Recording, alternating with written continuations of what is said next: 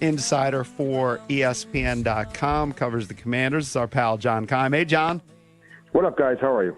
So, John, they draft Jayden Daniels, which, you know what? Dan Quinn came on the show in February and called him a game changer, and a couple of us thought it jumped out at us. Yep. Tell us the whys. We heard Adam Peters talk about it. What were people saying as to why they chose him over somebody like Drake May?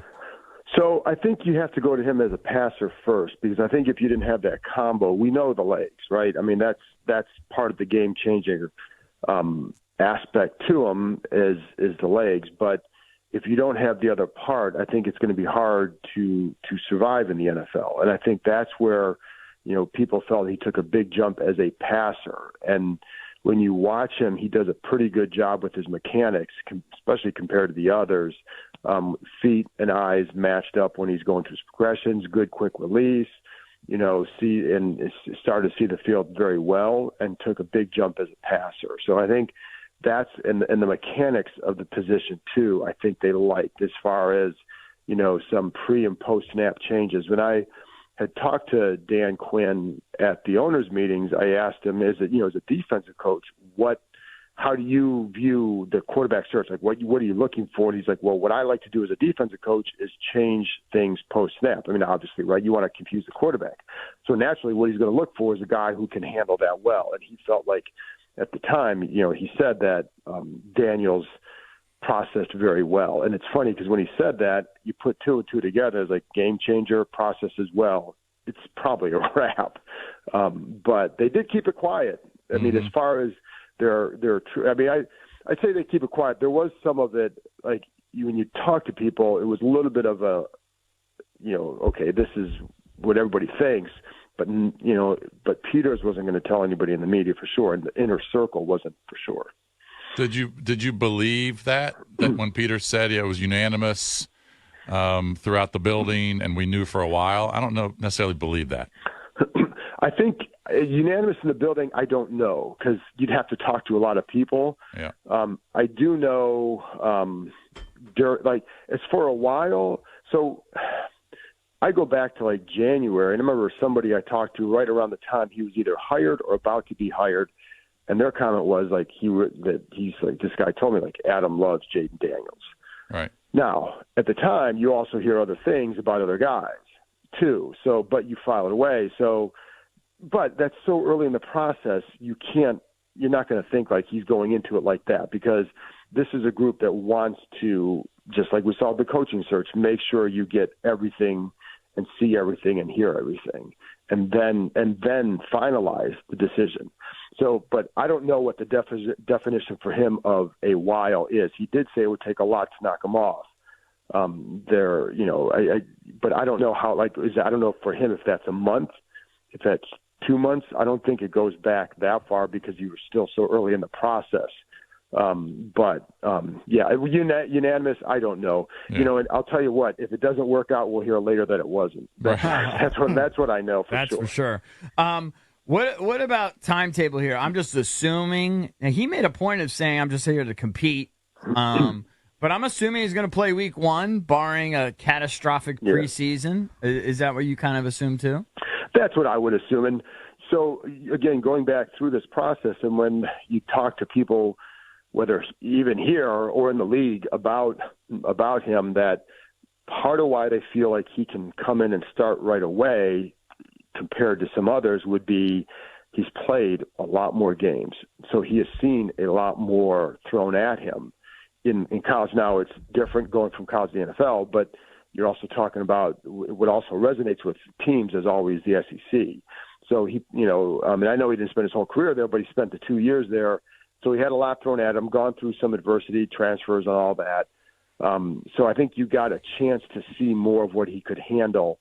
And then the legs give him that chance to come in and right away that if something's not there, well, you can still make a play. And so that's always why a lot of coaches, over the years when you talk to them, like going back, for a lot of guys, like that's why they can come in and make an immediate contribution. And, so I think I would expect that. And when he says come in and compete, I don't know if he meets for the job or just come in and play hard, right? I don't know. Because I think he's just being humble, is what I think. Yeah, I think so. I think so too. I definitely think so too. I mean, you can't come out and say, "I'm coming here to," take over the league or something. Yeah, I'm coming here to dominate. You can't do that. And I think you want to come to a new locker room with some dose of humility as well. Yet having to take charge. I think that'll be the thing. And he's an unassuming kid from everybody you talk to. Yeah. Hard worker and all that. But anyway, so yeah, I would expect him to come in and be the guy right away. It just, wouldn't make sense otherwise. Mm-hmm. John, have you been surprised at all about how tight-lipped Peters in the front office were leading up to this pick of Jayden Daniels? Or it's just, look, it's a new organization, new ownership. Things are being done differently, obviously, under Adam Peters in this group. It was tough to get information out of them. Yes. Yeah, it was. And I'm not surprised. Well, I say, that's what you heard with him coming in, but we've heard that before, and it doesn't always play out that way.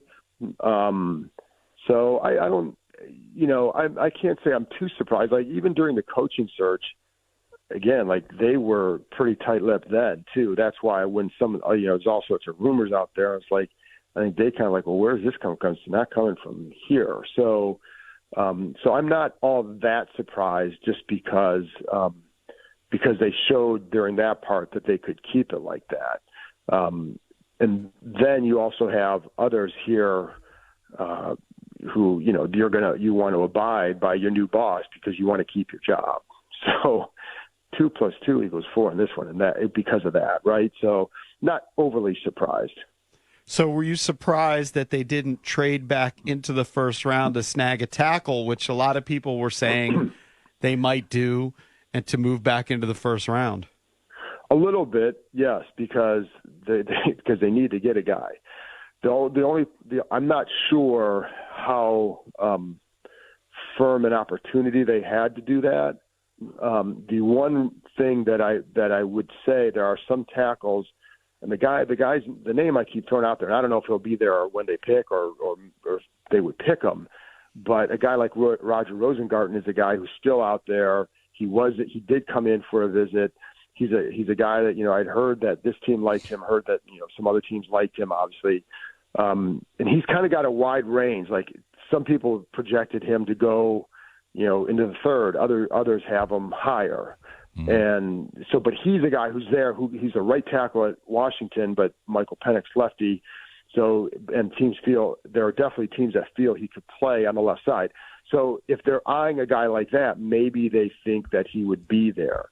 So that, and then, when you comes to this team, obviously uses analytics a lot. And by the way, like, I know, like, some people, like, I thought they, for the quarterbacks, like, it doesn't mean they just take a player based on some analytics. It means that, roster building and trades and all that, you analyze it through that lens. And the analytics say, trading up is not always a good thing. Right. So it could just be that unless the value is there, I can do it. And I don't know, like, that's my own, like, 2 cents on it.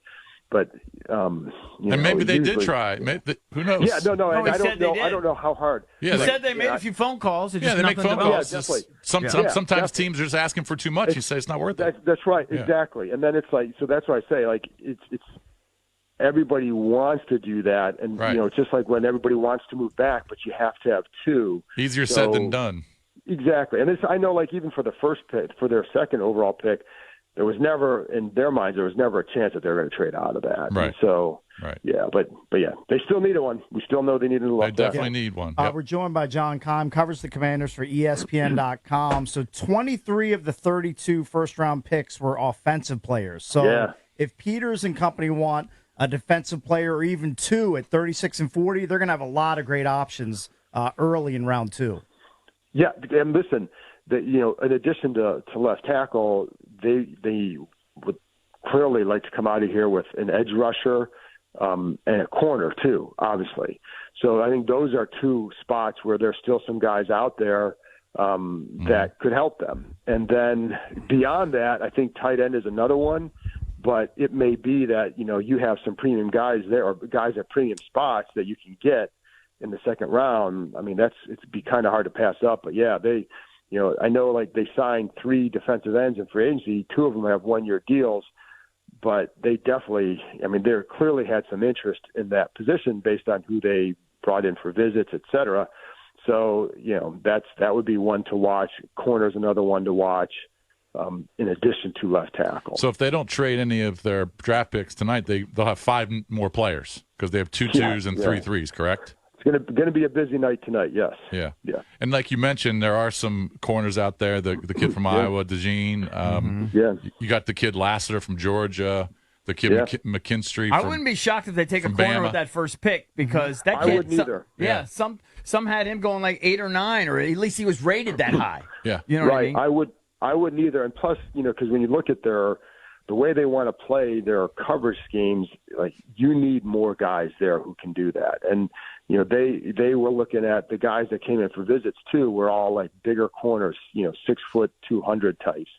So, they want to play a little bit more man, et cetera. So you need to, I think, bolster that group for sure. And if there are some guys there, it's like it's kind of working out in their favor that some of these guys are getting pushed down in a big way. Did they bring in the kid Jatavion Sanders, the tight end from Texas? They bring him in? They did. They did. I'm not sure that